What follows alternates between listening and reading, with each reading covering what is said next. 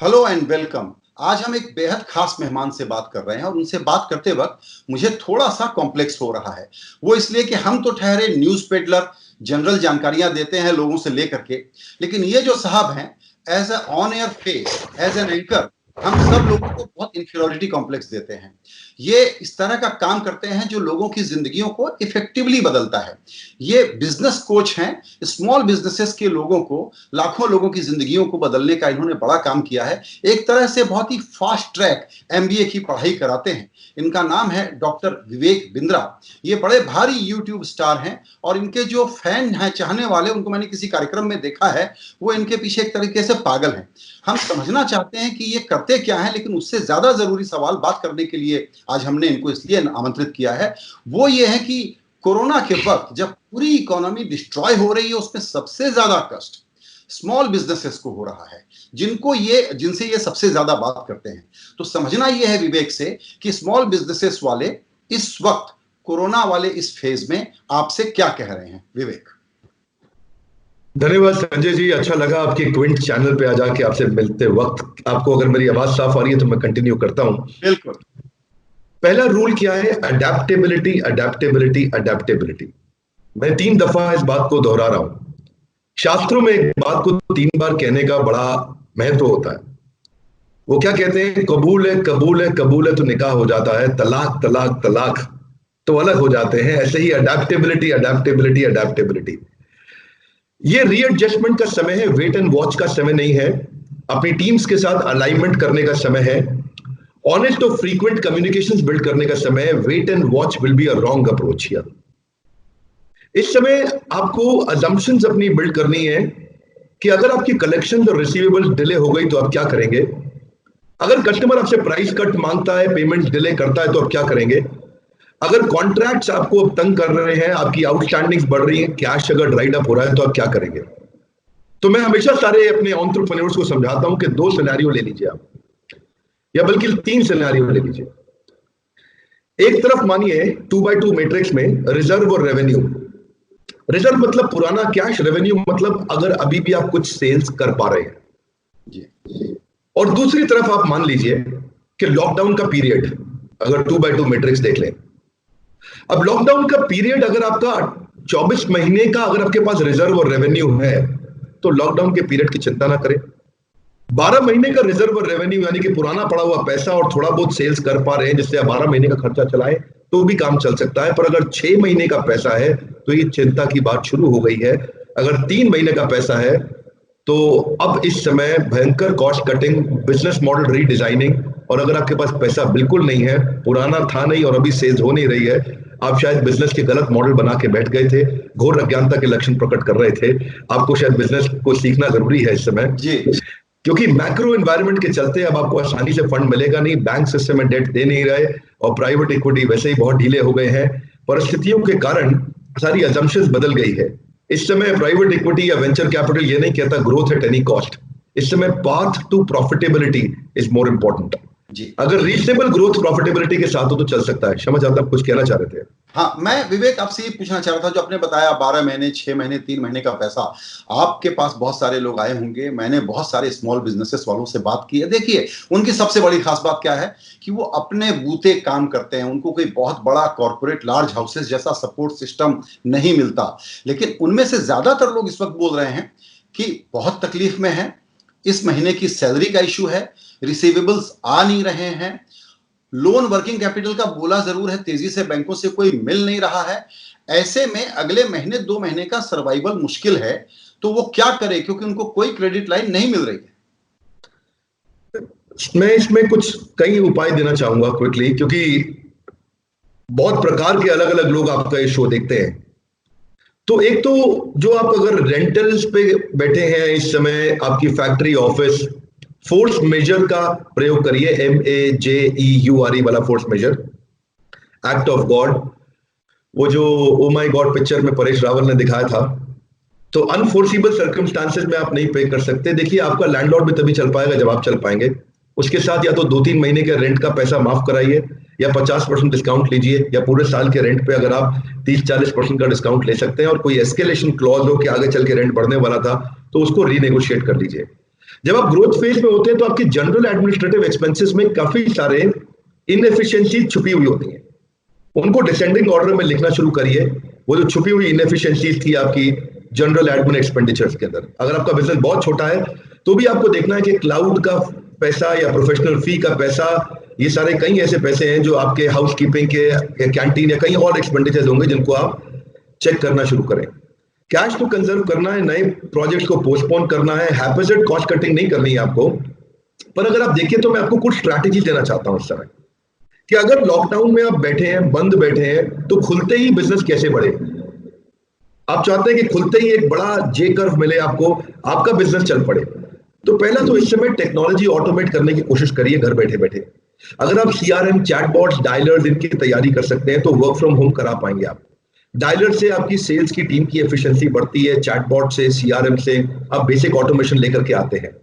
और जो भी सेल्स करने का तरीका है वो आरओआई बेस्ड सेल्स होना चाहिए। मार्केटिंग एक्सपेंडिचर जैसे आप pamphlet, hoarding, newspaper, ad, print media, radio, ये सब ट्रेडिशनल तरीके की जगह डिजिटल कैंपेन्स पे जाने का ज्यादा प्रयास कर सकते हैं, जैसे कि क्विंट एक डिजिटल चैनल है। इस तरह आप पार्टनरशिप्स करिए। ईमेल कैंपेन्स, वेबसाइट कन्वर्जन इस समय आपको मदद देगी।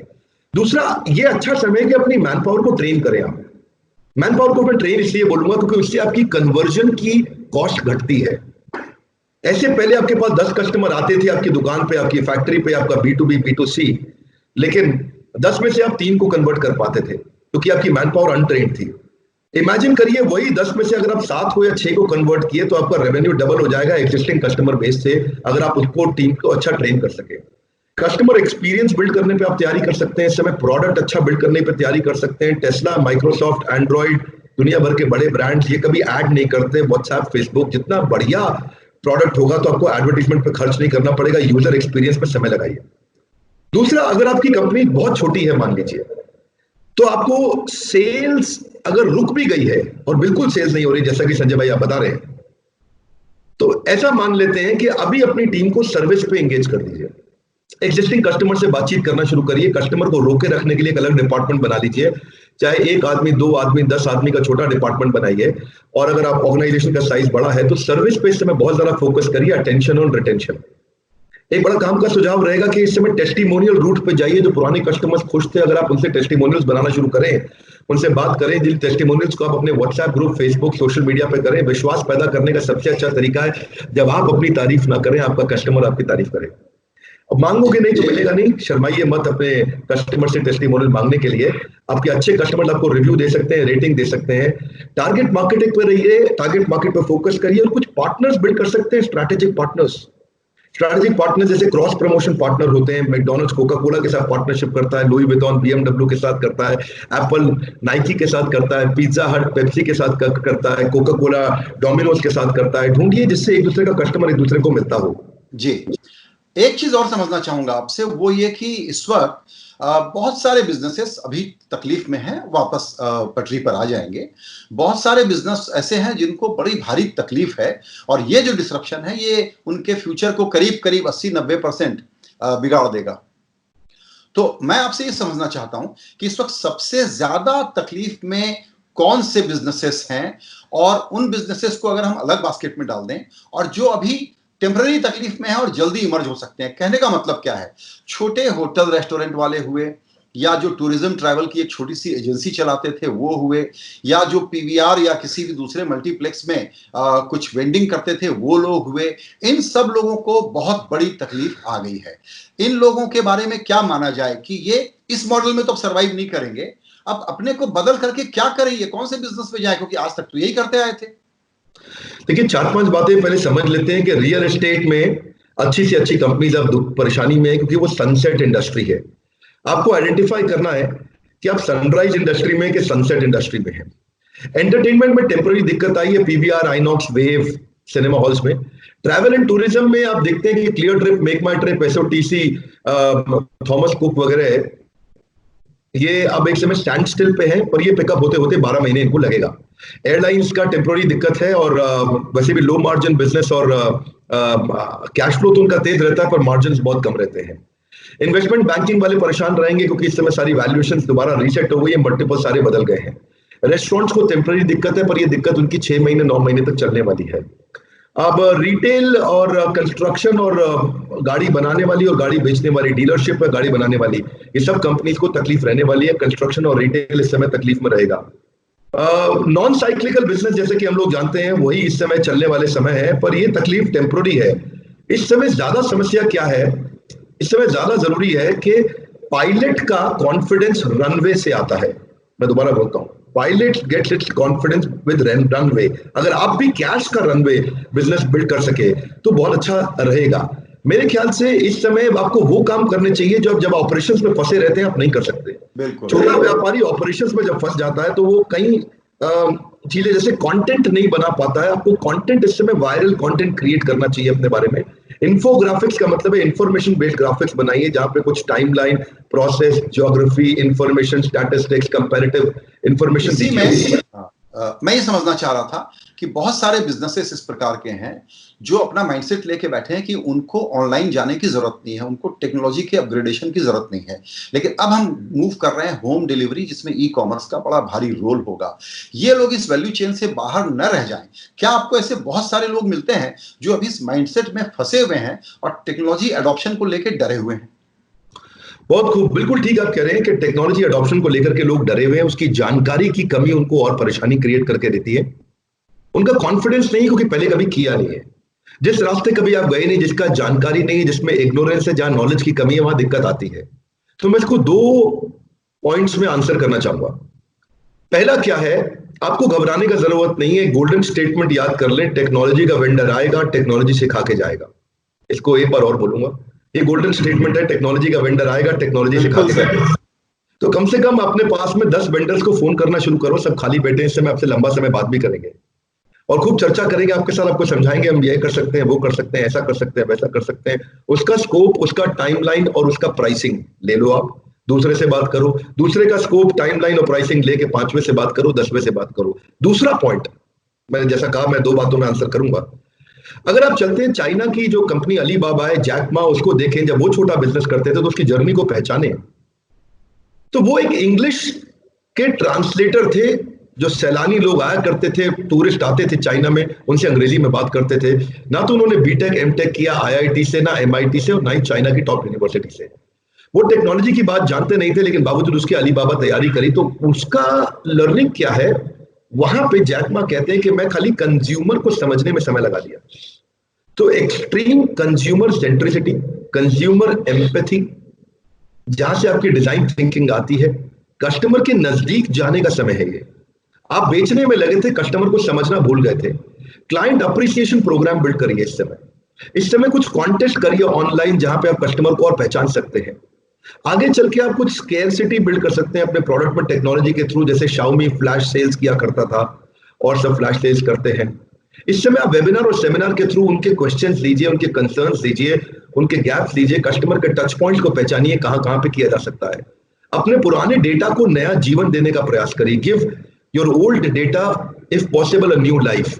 जी पुराने डेटा पे समय लगाना शुरू करिए, ताकि आप उसके बाद वेंडर आकर के आपको सब सिखा देगा। आपको नहीं आता मतलब ये नहीं है कि संभव नहीं है। आप नेटवर्क करिए कस्टमर के साथ, नेटवर्किंग इज ऑक्सीजन। जी बिल्कुल। एक बात और आपसे मैं समझना चाहूंगा, वो ये कि चूंकि ये छोटे छोटे बिजनेसेस हैं, खुद ही के सर्वाइवल पे बहुत ध्यान देना पड़ता है, क्योंकि दूसरे साइड से पेमेंट जो है वो डिले हो रही है और इनके पास स्टाफ जो है उसको कैसे सस्टेन करें। मैं सवाल आपके साथ जॉब का उठाना चाहता हूं। आप तीनों तरह के लोगों से डील करते हैं, जो इंडिविजुअल बिजनेस चलाते हैं, जो नौकरी करते हैं किसी छोटे बिजनेस वाले के यहाँ, और एक कैटेगरी है जो फ्रीलांसर्स की है। जॉब मार्केट में इस वक्त बड़ी क्राइसिस है। क्या आप जिन बड़े व्यापारियों से मिलते हैं आपके स्पेस में, वो आपसे ये कह रहे हैं कि भाई मुझे कॉस्ट कटिंग के लिए लोगों को नौकरियों से हटाना पड़ेगा, या वो सैलरी कट दे रहे हैं, या वो किसी तरीके से कॉस्ट बाकी जगह काट रहे हैं और एम्प्लॉइज को रख रहे हैं, क्योंकि जॉबलेसनेस छोटे से बड़े लेवल तक बहुत बड़े पैमाने पर हिंदुस्तान में आ रही है ऑलरेडी? जी ठीक बात है। ये इस समय इनफॉर्मल डेटा तो कहता है कि 60 लाख नौकरियां जा चुकी हैं, पर हमें ऐसा लगता है कि लगभग अगर आप दिहाड़ी मजदूर माने और बड़ा नंबर लें तो 5 करोड़ नौकरियों पे असर ऑलरेडी पड़ चुका है। तो परिस्थितियां इस समय कठोर होने वाली है बहुत ज्यादा। चल आगे आने वाले समय में टीम्स छोटी हो जाएंगी, लोग ईआरपीस का यूज करेंगे, लोग वीडियो कॉन्फ्रेंसिंग से काम करेंगे, और जो बहुत ज्यादा, जो 5 आदमी का काम 1 आदमी कर सकता है और बदल सकता है, इस समय जंगल की लगी आग में केवल अडेप्टेबल पशु ही बच पाता है। अगर उस तरह से तैयारी करी जाए तो ही कुछ हो सकता है, वरना ये समय बहुत कठिनाई का है। अगर आप देखें कि कोविड-19 जो है ये एक आम जीवन का हिस्सा बनने वाला है। मैं क्यों कहता हूं कि आम जीवन का हिस्सा बनने वाला है? आने वाले समय में regular sanitization, safety norms, social distancing, wearing of the mask ये जीवन का हिस्सा बन जाएगा। लोग घर से ही काम करेंगे काफी लंबे समय तक, 1-1.25 साल तक चलेगा। रिडंडेंट टास्क खत्म होंगे, छोटी टीम्स बनेंगी और एक्स्ट्रा इनिशिएटिव लेने वाला ही सर्वाइव करने वाला है, बाकी लंबा नहीं बचेंगे। इस समय एम्प्लॉइज को भी समझना होगा कि अगर हमारे बॉसेस के पास पैसा नहीं है तो वो कहां से देंगे। तो मेरा मानना ऐसा है कि अगर आप ये समय पे आपको कलेक्शन इसीलिए नहीं आती क्योंकि आप वही प्रोडक्ट बना रहे थे, वही बेच रहे थे जो बाजार में सब लोग बेच रहे हैं। मेरी बात समझिए, जितनी ज्यादा ऑप्शंस आप दे रहे हो कस्टमर को, मारुति के चेयरमैन आरसी भार्गव जी से जब मैं मिला, उनका कहना है today customer has a choice and we are in difficulty. जब वो ऐसा बोलते हैं today customer has a choice and we are in difficulty, इसका यहाँ पे एक ही अर्थ हुआ कि अगर कुछ ऐसा कर सके प्रोडक्ट में, आप वो चेंजेस ला सके, वो कुछ बेसिक इनोवेशन कस्टमर की वो प्रॉब्लम सॉल्व कर सके जो कस्टमर आपके बिना अपने आप सॉल्व ना कर पाए। मैं इस बात को 2 बार दोहराना चाहता हूं क्योंकि इस बात में वजन बहुत है। कस्टमर की आप वो प्रॉब्लम सॉल्व कर सके जो कस्टमर अपने आप आपके बिना ना कर सके। Solving the burning problem of your customer in such a way that your customer can not solve on his own without you. अगर आप कोई ऐसी सर्विस प्रोड्यूस करने का प्रयास करें तो आपको प्रीमियम अभी भी मिल सकता है, या कम से कम प्रीमियम नहीं तो एडवांस तो मिल सकता है, ताकि कस्टमर आपको पहला ही पैसा दे देगा। और ऐसा तो कभी नहीं होगा कि वो समय पे नहीं देगा, क्योंकि अपने कस्टमर की वो बर्निंग प्रॉब्लम सॉल्व करी है। एम्प्लॉइज को बचाना, इकोसिस्टम को बचाना, उसके लिए स्ट्रैटेजी का और जहाज के पायलट का, शिप के कैप्टन का रोल बहुत बड़ा रहने वाला है। अगर शिप के कैप्टन की स्ट्रैटेजी में कमियां रही तो फिर वो आगे बढ़ाना मुश्किल है। मैं वापस इस क्वेश्चन का आंसर समराइज करूंगा कि कस्टमर की वो प्रॉब्लम ढूंढो जो कस्टमर आपके बिना अपने आप सॉल्व ना कर सके, और कस्टमर के लिए वो बर्निंग प्रॉब्लम हो, ज्वलंत समस्या हो, आम समस्या ना हो, बड़ी समस्या हो, जिसको आपने सॉल्व किया तो कस्टमर आपके साथ छूटेगा नहीं। रेवेन्यू का इनफ्लो बना रहेगा, कैश का इनफ्लो बना रहेगा। अगर आपका कोई पेमेंट सब्सक्रिप्शन मॉडल पे आया करता था तो क्या उसको आप इमीडिएट ले सकते हैं किसी प्रकार से? जहां जहां हो सके कि आउटफ्लो को बचा के इनफ्लो को रखें, और कैश इज किंग। अगर इसको तो आपके एम्प्लॉइज भी बचे रहेंगे, और थोड़े दिन के लिए नहीं तो उनको बेचते हैं, इसको बोलते हैं थोड़े दिन के लिए उनको बोले कि सैलरी होल्ड किया है, आपको नौकरी से निकाला नहीं है। एक चीज और आपसे मैं समझना चाहूंगा, और वो अब आपके खुद के काम के बारे में है। अगर मैं गलत समझ रहा हूं तो आप करेक्ट कीजिएगा मुझे। हिंदुस्तान में जो बिग 4 जिसको बोलते हैं, बड़े बड़े कंसल्टेंट होते हैं, बड़ी कंपनियों को सलाह देते हैं, मोटी फीस लेते हैं, या फिर बिजनेस स्कूल होते हैं जो बहुत महंगे होते हैं। ऐसे में आपने भी एक गैप को पहचाना और आपने छोटे छोटे व्यापारियों को, जिनके पास सपने बहुत बड़े थे, 1 करोड़ वाले, 10 करोड़ वाले, 5, अब तो आपके पास शायद और भी करोड़ों करोड़ वाले उस तरह के लोग होंगे जो आपसे सीखने के लिए आते हैं। ये आइडिया आपने डिस्कवर कैसे किया, और अभी आपके खुद के बिजनेस का क्या हाल है? बहुत अच्छा संजय भाई, इसमें 2 बातें आपने पूछी, हमारे बिजनेस का क्या हाल है और आपने ये आइडिया डिस्कवर कैसे किया। आइडिया डिस्कवर को मैं ऐसे कहता हूं कि मेरे पिछले ही प्रश्न जो मैंने पिछला ही आपको शेयर किया लेसन, वहीं से ही निकाला है कि एक बहुत बड़ा मार्केट साइज था। अगर आप पूरे के पूरे मार्केट को देखें, टॉप ऑफ द मार्केट पर टॉप कंसल्टिंग कंपनी जिनका आपने नाम बता ही दिया, जिनके बारे में आपने बात किया, चाहे वो केपीएमजी है, चाहे वो डेलॉइट है, एक्सेंचर है, प्राइस वाटर हाउस कूपर है, अर्नस्ट एंड यंग है, ये लोग टॉप कॉर्पोरेट्स के लिए काम करते थे। बॉटम ऑफ द पिरामिड पे सरकार ने स्किल बिल्डिंग के इनिशिएटिव्स बिल्ड किए मजदूरों के लिए, लेकिन बीच में जो बचा हुआ, जिसके लिए आज आपने प्रोग्राम अपना शुरू किया, उस मिडिल क्लास और लोअर मिडिल क्लास, उसके बारे में कोई प्रोग्राम नहीं था या प्रोग्राम नहीं थे। और जो एमबीए के जो कॉलेजेस हैं जो 20, 25, 30 लाख रुपए लेते हैं 2 साल का, वहां से पढ़ने के बाद उसकी अनएम्प्लॉयमेंट से ज्यादा बड़ी समस्या है अंडर एम्प्लॉयमेंट। चलो एम्प्लॉयमेंट तो मिल जाएगी, लेकिन तनख्वाह उसको मिलती है कभी कभार एक चौकीदार से थोड़ी ज्यादा। ये बड़ी कठोर समस्या है और मैं कठोरता से इसको कहना भी चाहता हूँ। अब बाकी विकल्प है Harvard, Wharton, Stanford, INSEAD, London School of Business जाना, 2 करोड़ 3 करोड़ रुपया, मिडिल क्लास के वो बस की बात रह नहीं गई है। तो करे तो क्या करे? प्राइवेट कॉलेजेस बहुत महंगे हैं, एंट्रेंस एग्जाम देके आईएम्स में जाने में सीट्स बहुत लिमिटेड है क्योंकि देश में पॉपुलेशन बहुत बड़ी है। अगर आप इस सारी समस्या को देखें तो एक अनसर्व्ड या अंडर सर्व्ड मार्केट थी, और उसका बैरियर क्या था? पैसा। और उसका दूसरा बैरियर क्या था कि क्वालिटी ऑफ एजुकेशन। अगर ये दो बैरियर को हम समझें तो हमने दो बैरियर्स को रिमूव करने का प्रयास किया। आज कॉर्पोरेट जब बच्चों को हायर करते हैं एमबीए कॉलेजेस से, उनको एक बच्चा चाहिए जो 5 का काम करे, और वहां से 5 बच्चे आते हैं जो मिलके एक का काम भी नहीं कर पाते। तो कॉर्पोरेट कैंपस और कॉलेज कैंपस में इनइक्वालिटी या गैप बहुत बड़ा है जी। टीचर्स की तनख्वाह प्राइवेट कॉलेजेस में, मैं फिर रिपीट करूंगा, प्राइवेट कॉलेजेस में 30-35 हजार रुपए महीने से ज्यादा नहीं है। कई बार छोटे कॉलेजेस में, B grade C grade college में 18,000 रुपए महीने वाला लेक्चरर प्रोफेसर बैठा है, पढ़ा रहा है। कठोरता से कहूंगा कि जो व्यक्ति, क्षमा चाहता हूं, जो जीवन में खुद कुछ नहीं कर पाया और अच्छी नौकरी नहीं ले पाया, वो उन बच्चों को क्या बिजनेस मैनेजमेंट और एंटरप्रेन्योरशिप सिखाएगा। तो ऐसा करते हुए इस गैप को पहचान के हमने बिलियनियर प्रोफेसर्स, यानी कि जो इंडस्ट्री लीडर्स हैं, जो मार्केट में सबसे, हर इंडस्ट्री में जो नंबर 1 है, टॉप है, हमने उनको जोड़ा अपने साथ, एक प्लेटफॉर्म क्रिएट किया जहां पे हमने कंटेंट क्रिएट किया मैनेजमेंट की पढ़ाई का। और अब हम उल्टा जा रहे हैं वापस उन्हीं कॉलेजेस के पास में, और उनके साथ पार्टनरशिप्स कर रहे हैं, उनके साथ कंपीट करने की जगह उनसे कोलैबोरेट कर रहे हैं और उनको अपना कंटेंट दे रहे हैं कि आप अपने एमबीए की पढ़ाई को अपग्रेड करें। तो वहां से हम कॉलेजेस के थ्रू भी जा रहे हैं, और जो एंटरप्रेन्योर्स हैं, टोटल एड्रेसेबल मार्केट साइज हम समझते हैं 25 करोड़ का है, जिसको हम लोग सर्व कर सकते हैं, जो कि एक अंडर सर्व्ड मार्केट या अनसर्व्ड मार्केट थी। दूसरा, हमारा बिजनेस कैसा चल रहा है? हमारा बिजनेस इस समय हमारे कंज्यूमर्स की बदौलत, क्योंकि उनका ट्रस्ट हमारे पे इस समय काफी है, we are doing well. I think in last 2 months we have been breaking records and doing lifetime highest revenue. Reason behind is I think क्योंकि COVID-19 के इम्पैक्ट से लोग घर पे हैं, तो कंटेंट कंज्यूम करना चाहते हैं, और एंटरटेनमेंट का कंटेंट कंज्यूम करने की जगह अगर जो टियर 1 सिटीज के लोग हैं, कम से कम वो थोड़े इवॉल्व हो रहे हैं और जानते हैं कि मैं लर्नेबिलिटी को अपनी बढ़ाऊं, और लर्न एट होम कैंपेन हमने इसीलिए लॉन्च किया। लर्न एट होम कैंपेन से हमको सफलता मिली। कुछ हमने इस कठोर समय के अंदर हमने डिस्काउंट्स भी बहुत दे दिए अपने कंज्यूमर को बेनिफिट देने के लिए, ताकि अगर उसके पास कैश की कमी है तो वो इंस्टॉलमेंट्स पे काम कर सके। एनबीएफसी के साथ हमने लोन्स पे काम किया, ताकि हम लोग अपने कस्टमर को लोन दे सकें और वो ईएमआई पे हमारे कोर्सेज ले पाए। बहुत इंटरेस्टिंग।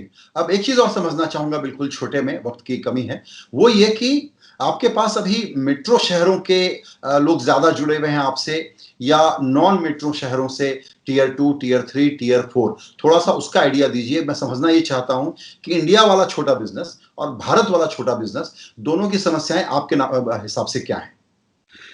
मुद्दा बड़ा क्लियर है। शुरू में ही हमने कंपनी का पर्पस बिल्कुल क्लियर कर लिया कि हम ये कंटेंट पेरिस के लिए नहीं बना रहे हैं, पीलीभीत के लिए बना रहे हैं, ये बॉस्टन के लिए नहीं बना रहे, भागलपुर के लिए बना रहे हैं।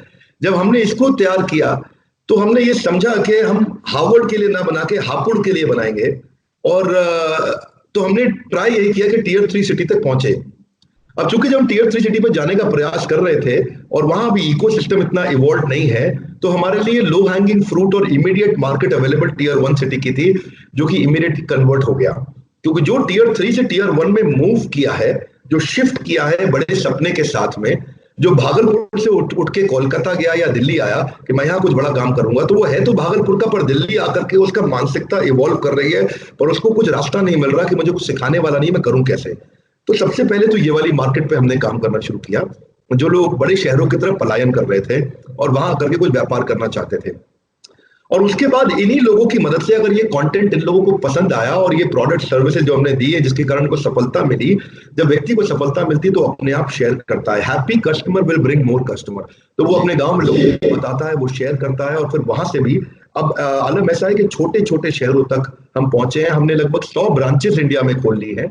आप समझेंगे कि हमने बिहार के चंपारण के अंदर भी अपनी एक ब्रांच खोली है, उड़ीसा के भद्रक में अपनी ब्रांच खोली है, हमने उत्तर प्रदेश के बहुत छोटे छोटे इलाकों में हम लोग चले गए हैं जहां हमने ब्रांचेस अपनी खोली हैं, और जहां पे लोगों के सपने बड़े हैं और उनको मालूम नहीं है वो बनना तो अंबानी चाहते हैं, अंबानी जैसा बनना, लेकिन उनके पास इंफॉर्मेशन नॉलेज की कोई सुविधा अवेलेबल नहीं है कि वो सीखे कहां से, और खास तौर से हिंदी में कोई सिखाने वाले बढ़िया वर्ल्ड क्लास प्रोफेसर उनको मिल जाए। तो वर्नाक्युलर पे हमारा फोकस रहा कि हम हिंदी भाषा हमारे विचार से 12 गुना ज्यादा तेज ग्रो कर रही है अंग्रेजी के मुकाबले आज भी इंडिया में। बिल्कुल, आपने बिल्कुल ये सही बात कही, और ये हिंदी भाषा वाली जो बात कही है तो हमारे मन की बात है।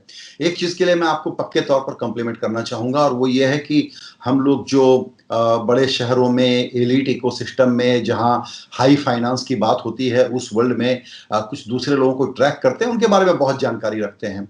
अब धीरे धीरे जब आपको लोग डिस्कवर कर रहे हैं हमारी वाली दुनिया के, तो पता लग रहा है कि आपने तो बहुत लंबा चौड़ा बिजनेस, एक बहुत बड़ी चीज खड़ी कर दी है। मैंने आपके परिचय के बारे में शुरू में कहा कि क्या आपका हुनर है, क्या आपकी एक खास स्किल है जिससे आप लोगों को सिखाते हैं। आखिरी सवाल मेरा बहुत छोटा सा है, क्योंकि लोग आपके बारे में इस इंटरव्यू को सुनने के बाद जानना चाहेंगे कि ये बंदा है कौन। तो आपका क्या बैकग्राउंड है, थोड़ा सा बहुत संक्षेप में ये बताइए, और आपने यहाँ या इसने पढ़ाई क्या की और यहाँ कैसे पहुंचे। थोड़ा अलग बात करूंगा इस समय। मैंने जो पढ़ाई करी वो मेरी काम की पढ़ाई नहीं थी। जो भी मैंने कॉलेज में पढ़ा, जो मैंने स्कूल में पढ़ा, वो बहुत ज्यादा काम नहीं आया मुझको ज्यादा काम, ईमानदारी से बताऊं, शास्त्रों की पढ़ाई आई। मैंने भगवत गीता में बहुत समय लगाया, वेदों और शास्त्रों की बहुत पढ़ाई करी, और उसके बाद फिर दुनिया भर के बेस्ट बिजनेस मैनेजमेंट कॉलेजेस के पढ़ाई और करिकुलम को ऑफलाइन पढ़ता रहा, ऑनलाइन पढ़ता रहा, ऑफलाइन पढ़ता रहा, एनरोल हुए बिना पढ़ा। तो मुझे लगता है कि मैं शायद एक स्टूडेंट हूं जिसको आप कह सकते हैं कि आप, आज हम कहते हैं वर्क फ्रॉम होम और लर्न एट होम, लेकिन जिसको कहते हैं होम स्कूलिंग, जो नया कॉन्सेप्ट आया है, तो मैंने घर पे रह करके ज्यादा पढ़ाई करी। वैसे तो मैंने एमबीए की पढ़ाई करी, फॉर्मल एजुकेशन लिया कॉलेज में, पर जैसे कि मैंने बताया कि वो बहुत काम की नहीं लगी मुझको। और जैसे कि मैंने बताया कि वहाँ के प्रोफेसर के साथ एक्सपीरियंस, जब मैं उस कॉलेज में वापस गया, उस यूनिवर्सिटी में जहाँ मैं पढ़ा था, उसके वाइस चांसलर से मैं मिला, तो उन्होंने मुझसे पूछा कि हमारी यूनिवर्सिटी का कितना योगदान रहा आपकी सफलता में। तो मैंने उनसे पहला प्रश्न पूछा कि सच बोलूं या झूठ। तो उसके बाद वो समझ गए। मैं कहा सच आप सुन नहीं पाएंगे, झूठ मैं बोलना नहीं चाहता। तो उत्तर बड़ा सरल है कि मेरे ख्याल से मैंने ज्यादा समय बताया डेवलपमेंट सेक्टर में, एनजीओ के साथ में काम करने में। मैंने बच्चों को, गरीब बच्चों को खाना खिलाने में, क्योंकि बिकॉज मैं खुद आई वॉज एन ऑर्फन, मेरे माता पिता नहीं थे। मेरी माता जी का विवाह किसी और से हो गया था, पिताजी का देहांत हो गया जब मैं 3 साल का था। तो मेरे चाचा ने मुझको पाला, और कुछ रिश्तेदारों के साथ में रहा, अपने दादाजी, अपनी बुआ के साथ में। तो वो वहां पे जो कठिनाइयां रही, तो उसके बाद फिर मैंने अडेप्टेबिलिटी, मुझे वहां से काफी मिली, और रेजिलियंस बिल्ड हुआ, परसिवरेंस बिल्ड हुआ, और कंपैशन आया उनके प्रति जो, जिनकी कोई मदद नहीं कर रहा है, या जिनको मदद नहीं मिल रही है, जिनको मदद की जरूरत है। तो वहां से आगे बढ़ते हुए हमने पहले कॉर्पोरेट ट्रेनिंग्स करी, बी2बी पे काम किया, बी2बी से कुछ रेवेन्यू जनरेट किया। बी2सी मार्केट में घुसना मुश्किल होता है, बहुत कैश बर्न की जरूरत पड़ती है, तो पहले अपना कुछ कैश रिजर्व बिल्ड किया, और उसके बाद बी2सी में गए, जहां हमने कंज्यूमर के लिए काम किया। तो पहले हमने टॉप कॉर्पोरेट्स के लिए, जितने बड़े ब्रांड्स हैं उनके लिए काम करते रहे थे। उसके बाद पिछले 3 साल से मैंने अंग्रेजी में बात करना बंद कर दिया है, अनलेस कि किसी प्लेटफॉर्म की गरिमा बनाए रखने की आवश्यकता पड़े। बिल्कुल, तो बहुत बढ़िया, पिछले 3 साल से जी, बहुत बढ़िया। आपके बारे में बहुत बढ़िया। बस आपके बारे में मुझे चलते चलते यही कहना है कि आप सचमुच इस उभरते हुए हिंदुस्तान की, जिसको कहते हैं very good success story entrepreneurial space में, वो आप हैं विवेक बिंद्रा। बहुत अच्छा काम कर रहे हैं, इसको करते रहिए। और आपने इस कोरोना के, लॉकडाउन के, क्राइसिस के वक्त में आकर के अपनी जो लर्निंग शेयर की हैं स्मॉल बिजनेसेस के बारे में, हमारा आइडिया यही था कि हम उनकी किसी तरीके से इस बातचीत के जरिए मदद कर पाएं। आपके समय के लिए आपका बहुत शुक्रिया। नमस्कार। संजय जी, क्विंट चैनल को और आपको बहुत बहुत धन्यवाद। Thank you very much.